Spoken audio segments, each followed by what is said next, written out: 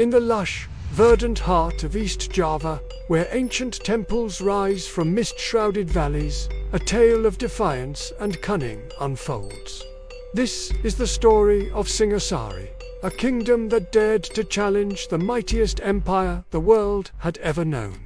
As dawn breaks over the volcanic peaks, painting the sky in hues of gold and crimson, we are transported back to the 13th century.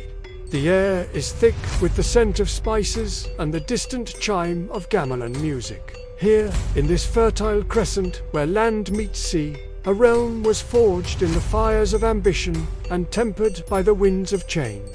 Singasari emerged from the ashes of the fallen Kadiri dynasty, a phoenix rising under the shrewd leadership of Kenorok, a figure as enigmatic as he was cunning.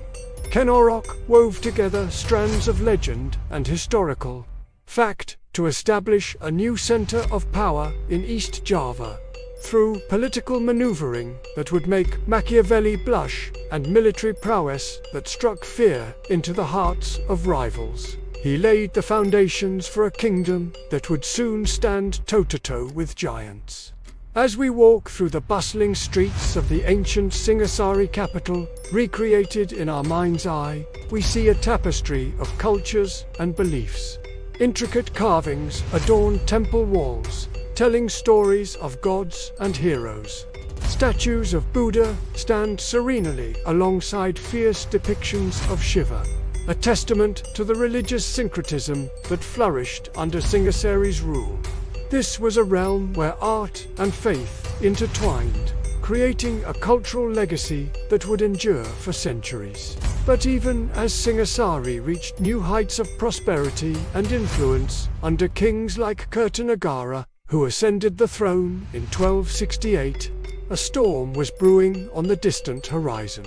Far to the north, beyond the reach of even the most intrepid Javanese traders, an empire of unparalleled size and ferocity was stirring.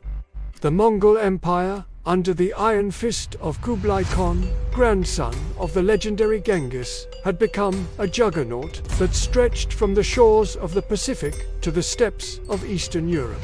Their armies moved like a plague of locusts, devouring all in their path. Kings and emperors trembled at the mere mention of their name, and emissaries bearing demands of submission and tribute fanned out across the known world. In 1289, these harbingers of doom arrived at the court of Kertanagara. The air grew thick with tension as the Mongol envoys, their eyes glinting with the arrogance of conquerors, presented the imperious decree of the great Khan. The assembled courtiers held their breath, all eyes fixed upon their king. Kertanagara, resplendent in his royal regalia, was not a man to be easily cowed. His eyes flashed with defiance as he listened to the Mongol demands. In a moment that would echo through history, he made a decision that would seal the fate of his kingdom and change the course of Southeast Asian history. With a gesture that sent shockwaves through the court, Kertanagara ordered the face of the lead envoy to be mutilated. The act was swift, brutal, and unequivocal in its message. Singasari would not bow to the whims of a distant emperor, no matter how powerful. As news of this shocking defiance reached the ears of Kublai Khan, his rage knew no bounds. The preparations for war began immediately. A massive, punitive expedition assembled with the sole purpose of crushing the insolent Javanese kingdom. Thousands of battle-hardened Mongol warriors, veterans of campaigns that had brought empires to their knees, boarded a vast armada of ships. The very seas seemed to tremble at their approach. Yet fate, that fickle mistress, had other plans. As the Mongol fleet made its inexorable way towards Java, internal strife tore at the fabric of Sivari. A rebellion, led by the ambitious Prince Jayakatwang of Kadiri, erupted with devastating swiftness. Before the kingdom could marshal its defenses against the approaching Mongol threat, Kertanagara fell to an assassin's blade, and Singasari descended into chaos. When the Mongol forces finally made landfall in 1293, they found not the unified and defiant kingdom they had expected, but a land in turmoil. The once proud realm of Singhasari lay shattered, its people divided and leaderless in the face of the greatest threat they had ever known. It was in this darkest hour that a figure stepped from the shadows of history, a man whose cunning and ambition would rival that of Ken Arok himself.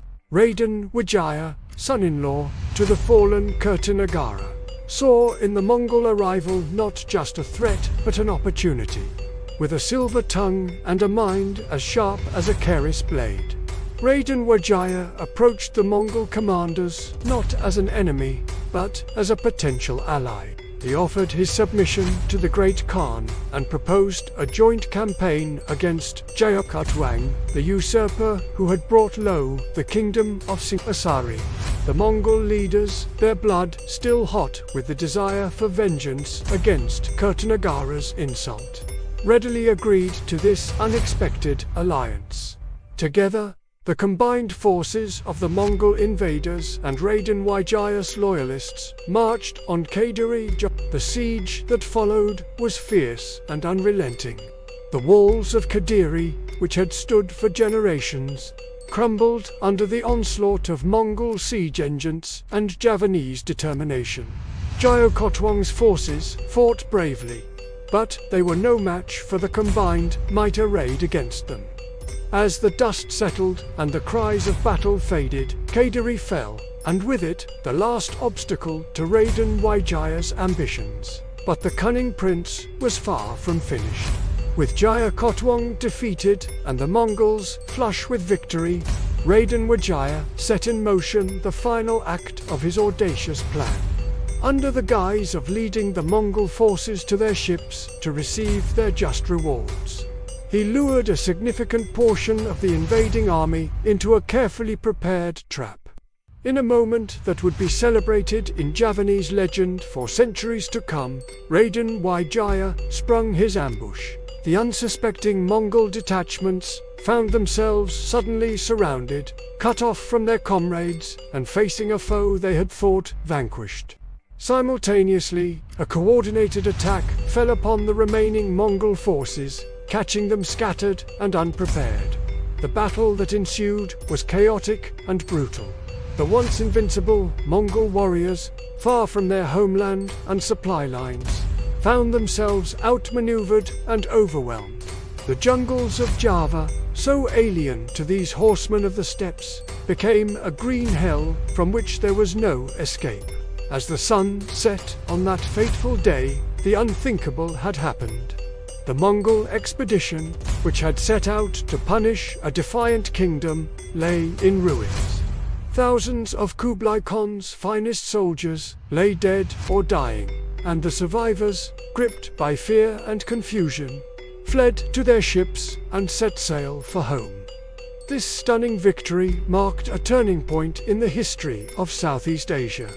The Mongol Empire, which had seemed unstoppable in its expansion, had been dealt a rare and significant defeat. The audacity of Raden Wijaya's gambit and the bravery of the Javanese forces had turned back the tide of Mongol conquest. In the aftermath of this triumph, Raden Wijaya wasted no time in consolidating his power. From the ashes of Singhasari and the defeat of the Mongols, he founded a new kingdom, Majapahit. This realm would go on to become one of the greatest empires in Southeast Asian history, its influence stretching across the archipelago and beyond. As we stand now, gazing out over the peaceful East Javanese landscape, the ancient temples stand as silent sentinels, guardians of a glorious past. The tale of Singhasari and its defiance against the Mongol hordes serves as a powerful reminder that even the mightiest empires can be challenged, that courage and cunning can triumph against seemingly insurmountable odds. The spirit of Singhasari lives on, echoing through the centuries. It whispers to us from the ruins of ancient temples, from the verses of old poems, and from the proud hearts of the Javanese people. It tells us that in the face of overwhelming force, the human spirit can rise to incredible heights of bravery and ingenuity. As the sun sets over the volcanic peaks of Java, painting the sky in a riot of colors, we are left to ponder the legacy of Sibari, a kingdom that dared to defy an empire, a people who refused to bow to tyranny, and a leader whose cunning changed the course of history. In the annals of human achievement, few stories shine as brightly as this tale of defiance, strategy, and ultimate triumph against the odds.